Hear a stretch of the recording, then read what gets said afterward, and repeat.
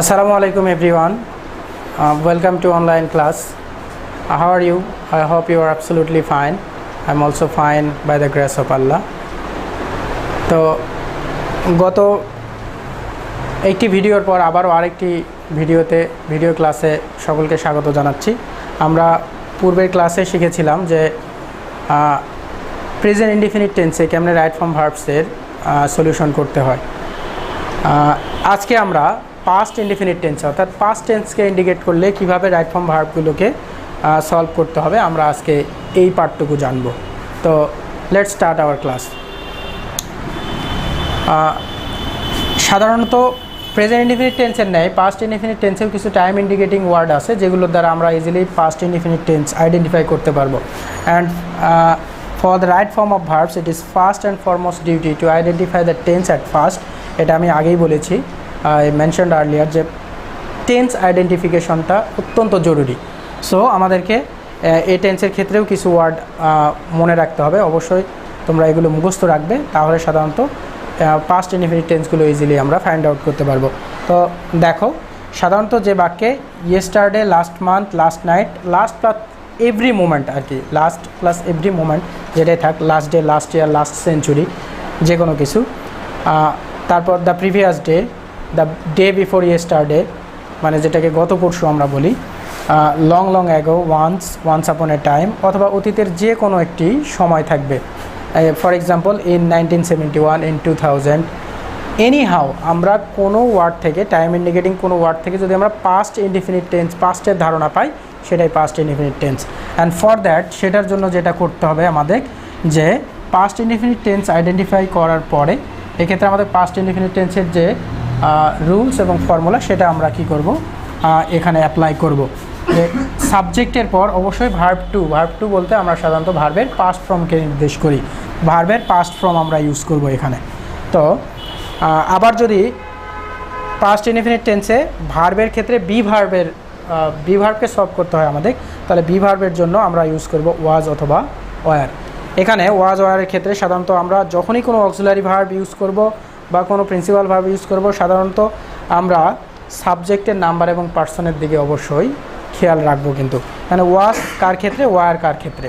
সাধারণত আমরা জানি সাবজেক্ট যদি সিঙ্গুলার হয় তাহলে ওয়াজ, সাবজেক্ট যদি প্লুরাল হয় তাহলে ওয়ার। ফর এক্সাম্পল আই আসলে আমরা সাধারণত আয়ের পর ওয়াজ ইউজ করব। যদি দে, উই এগুলো বা দ্য স্টুডেন্টস, পিপল, এমন কিছু প্লুরাল সাবজেক্ট আছে যেগুলোর ক্ষেত্রে আমরা কি ওয়ার ইউজ করব। আশা করি বুঝতে পারছো। এরপরে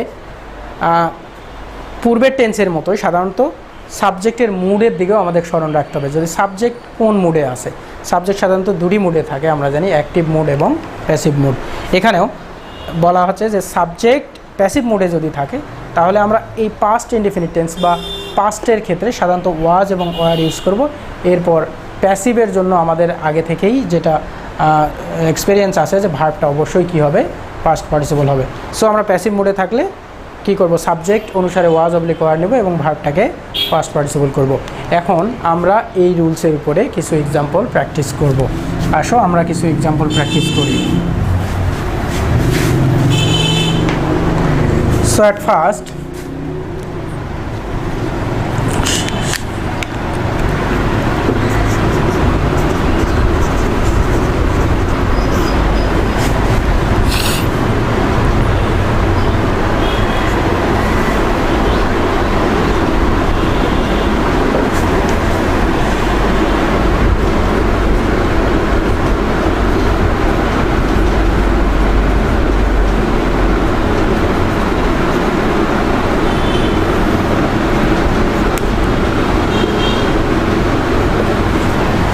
Dear students, look at the first example.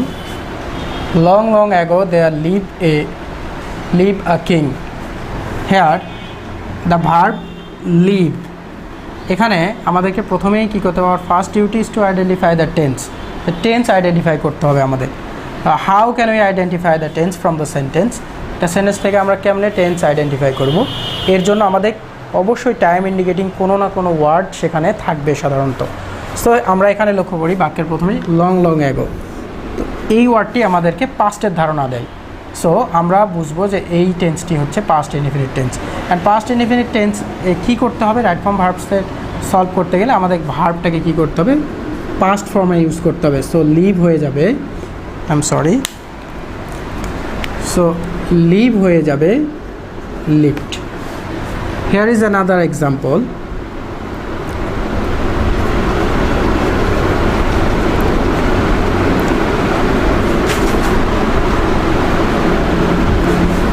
Once there be a fox, once there be a fox, এখানে টাইম ইন্ডিকেটিং কোনো ওয়ার্ড আছে কি না আমাদেরকে লক্ষ্য করতে হবে। ইয়েস আছে, সেটা হচ্ছে ওয়ান্স। ওয়ান্স তার আমরা বুঝি এটা পাস্ট টেন্স। সো আমাদের কি করতে হবে, ভার্বকে এনিহাও আমাকে পাস্ট করতেই হবে, whether the verb is auxiliary verb আর প্রিন্সিপাল ভার্ব, যে কোনো ভার্ব হোক, অক্সিলারি ভার্ব হোক প্রিন্সিপাল হোক, আমাদের সেটাকে কী করতে হবে, পাস্টে নিতে হবে। তো আমরা জানি বি এর ক্ষেত্রে আমরা জানি am, is, are, was, were. যদি কোনো সেন্টেন্স প্রেজেন্টকে নির্দেশ করে আমরা সাধারণত এম, ইজ, আর ইউজ করব। সো এখানে যেহেতু আমাদের ওয়ান্সতে পাস্টকে বোঝায়, সো আমরা এখানে ইউজ করব ওয়াজ। ওয়াজও হতে পারে, ওয়ারও হতে পারে। সেক্ষেত্রে আমাদের লক্ষ্য করতে হবে যে আমাদের কোন ধরনের সাবজেক্টকে, নাম্বার অনুসারে কোন ধরনের সাবজেক্টকে ইন্ডিকেট করা হচ্ছে। এখানে এ ফক্স, সাধারণত দেয়ার যুক্ত সেন্টেন্সগুলোতে আমরা সাবজেক্টের নাম্বার পাবো দেয়ারের পরের ওয়ার্ডটি দেখে। দেয়ার দ্বারা সাধারণত কোনো স্থানে বা বিষয়ে কোনো জিনিস থাকা বোঝায়। সো দেয়ারের পরে আমরা লক্ষ্য করব, যদি সিঙ্গুলার হয় তাহলে ওয়াজ, প্লুরাল হলে ওয়ার। অবশ্যই সেটিকে পাস্ট বোঝাইতে হবে, ওয়ান্স দ্বারা পাস্ট বোঝায়। সো আমরা পাচ্ছি ওয়াজ। আশা করি তোমরা বুঝতে পারছো। অ্যানাদার এক্সাম্পল ফর ইউ, লক্ষ্য করো।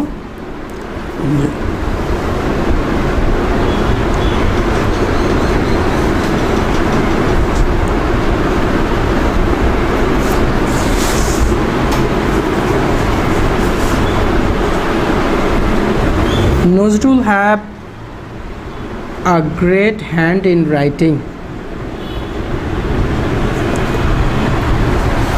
Nazrul have a great hand in writing. এখানে সাবজেক্ট হচ্ছে নজরুল। আচ্ছা, প্রথমত আমাদের যেটি থেকে টেন্স আইডেন্টিফাই করি সেটা হচ্ছে সময়বাচক কোনো শব্দ আছে কি না। এই সেন্টেন্সের মধ্যে there is no time indicating word in the sentence.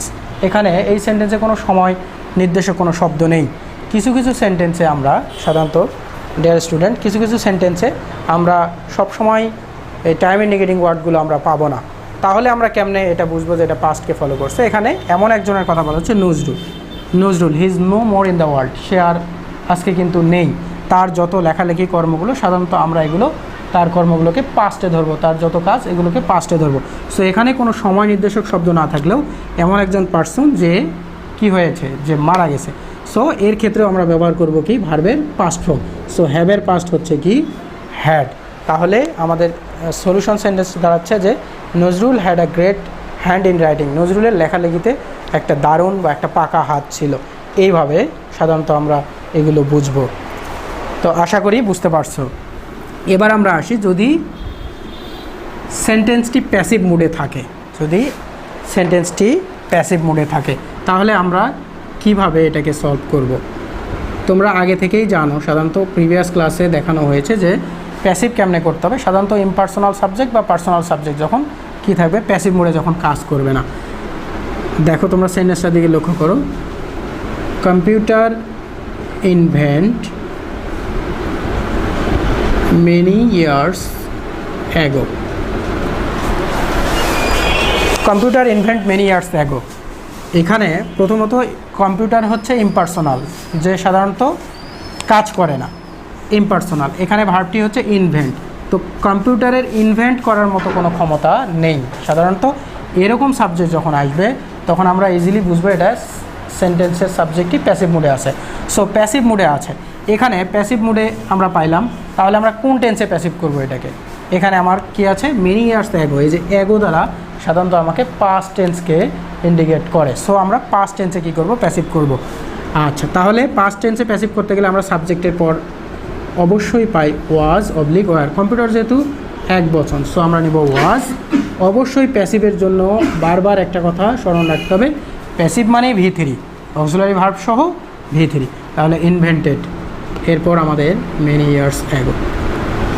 Sentence passive মুডের সেন্টেন্সগুলো সলভ করার পর আমরা সাধারণত ট্রাই করব সেন্টেন্সটির অনুবাদ করার জন্য, তাহলে অনেক সুন্দরভাবে মিলে যাবে। কিন্তু computer was invented many years ago, এর অর্থ হলো অনেক অনেক আগে, অনেক বছর আগে কম্পিউটার আবিষ্কৃত হয়েছিল। তাহলেই কিন্তু আমরা বুঝবো যে এই আবিষ্কার করেনি, বরং একেই আবিষ্কার করা হয়েছে।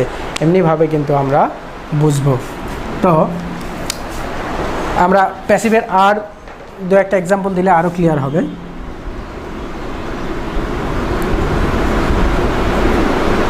The Taj built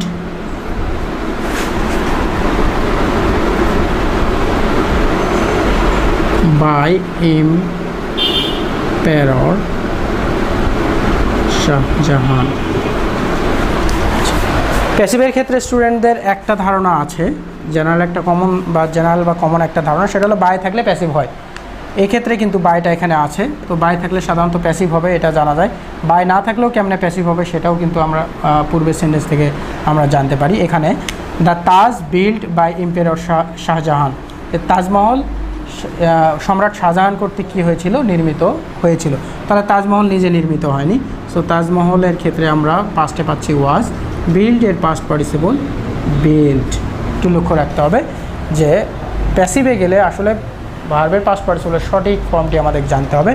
অনেক স্টুডেন্ট এগুলোর একটা মানে ফলস নোশন যে এডি লাগাই দিলেই পাস্ট পার্টিসিপল হবে, তা না। আসলে বিল্ড, এই ডিকে টি করবো আমরা, সাধারণত এটা হচ্ছে উইক ভার্ব। তো the Taj was build by empire Shahjahan, এই ছিল প্যাসিভ আসলে।